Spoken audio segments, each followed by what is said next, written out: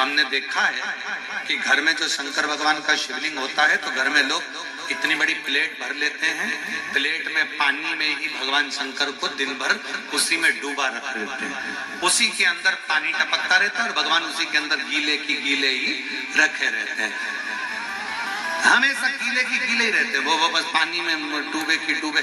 ऐसी प्लेट कर ली, प्लेट के अंदर शंकर जी धर दिया, ऊपर से हंडा धर दिया, पानी टपकता रहा और शंकर भगवान की प्लेट में पानी भरा गया और भगवान उस पानी में गीले की गीले। शिव महापुराण की कथा कहती है मंदिर की बात दूसरी है, घर की बात दूसरी है।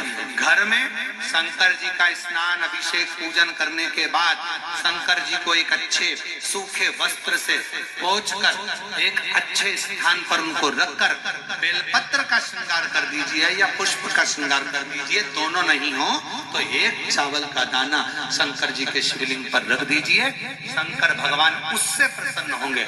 और कोई तुमसे कहे मंदिर में भगवान को 24 घंटे अगर उसके पानी के अंदर गीला कर रख दो, भगवान को उसके अंदर रख दो, प्लेट में भर कर रख दो, पानी में डुबो कर रख दो, नहीं। भगवान शंकर की श्रेष्ठता, आप हृदय से एक बार स्नान कराकर उनको ले जाकर सूखे स्थान पर रख दो, प्लेट में रख दो, कोई वस्तु में रख दो, कोई स्थान पर रख दो। और बन सके एक बेलपत्र नहीं है, पुष्प नहीं है, चावल का दाना भी नहीं है, पीला चंदन, लाल चंदन या सफेद चंदन बाबा को समर्पित करो। समर्पित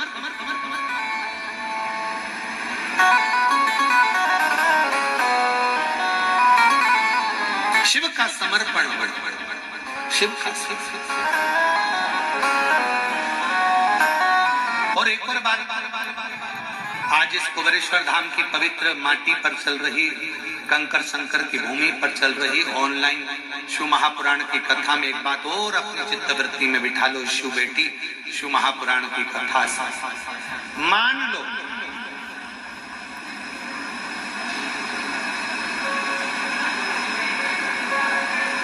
शरीर के किसी भी अंग में अगर गांठ हो गई, बहुत बड़ा रोग हो गया,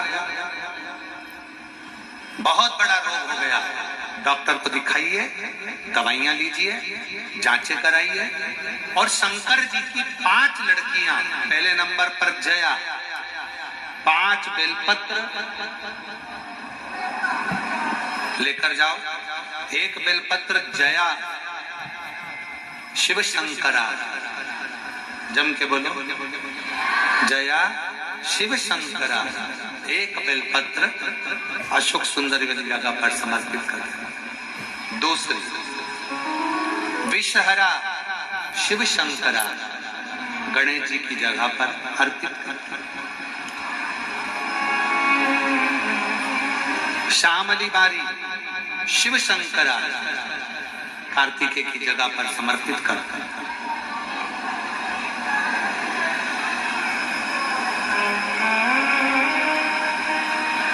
दो तली शिव शंकरा, जगत जननी जगदम्बा का जो हस्त कमल है पीठी का, उस पर समर्पित कर। और देव, जम के बोलो, देव शिव शंकरा कहकर शिवलिंग पर समर्पित कर।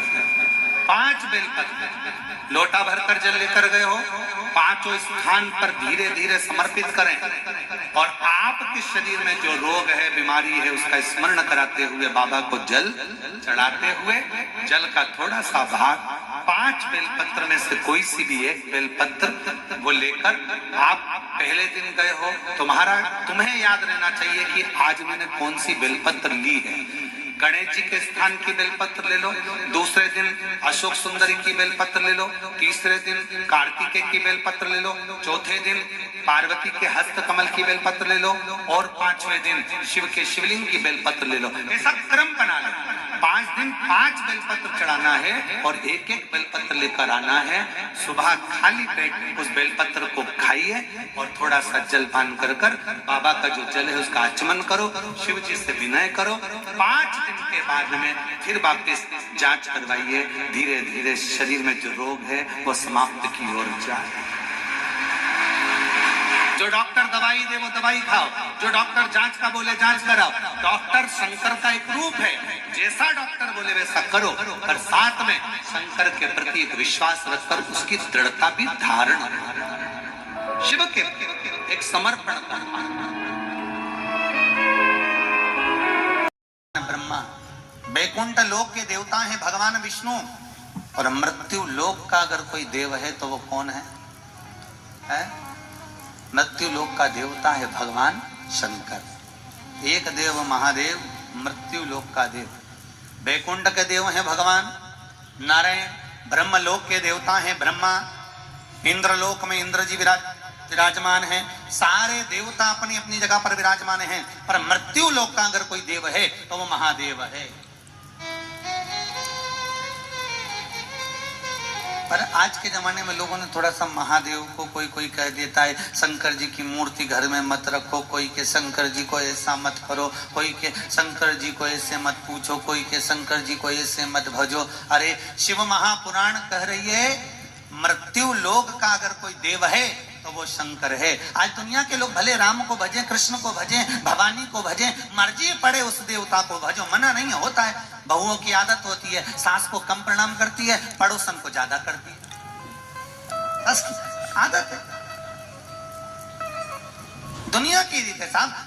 बहू कितनी भी अच्छी लेकर आना, सबसे ज्यादा अगर मान करेगी तो वो चाची सास का, बुआ सास का, काकी सास का, पड़ोसन का, पड़ोस में रहने वालों का ज्यादा आदत करेगी। और घर में सास भले बैठी है, बेचारी बैठी रहे, अचार भी पूछेगी तो पास वाली से, कपड़े का पूछेगी पास वाली से, कुछ भी पूछेगी बाजू वाली से। और घर में सास बैठी, सास इतनी विद्वान इतनी चतुर, पर उससे उसकी बने नहीं, उसको पूछे नहीं। तो सास को क्या पड़ी? सास को पड़ी की नहीं पड़ी? कुछ पड़ी क्या? सास फिर भी अलमस्त रहती है, खूब खाती पीती आनंद करती। सास को कोई टेंशन नहीं कि मेरी बहू मुझे प्रणाम करे ना करे। क्यों रहती है सास मस्ती में? क्योंकि सास को मालूम है तू पड़ोसन के कितने भी पांव पड़ ले, चाहे पड़ोस वाली के कितने भी रसगुल्ला खिला दे, पर हिस्सा तो मैं ही दूंगी ना, तब देखूंगी तेरे को। आ बेटा, सास को चिंता नहीं है।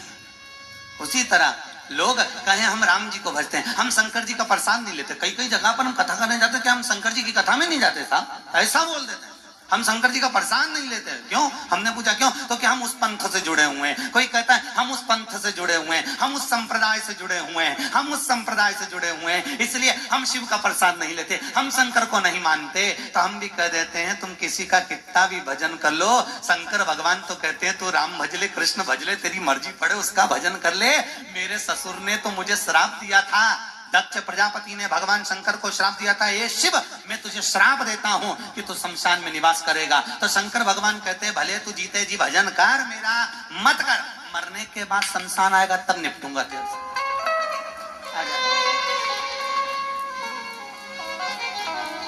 मरने के बाद और कहीं जाएगा क्या?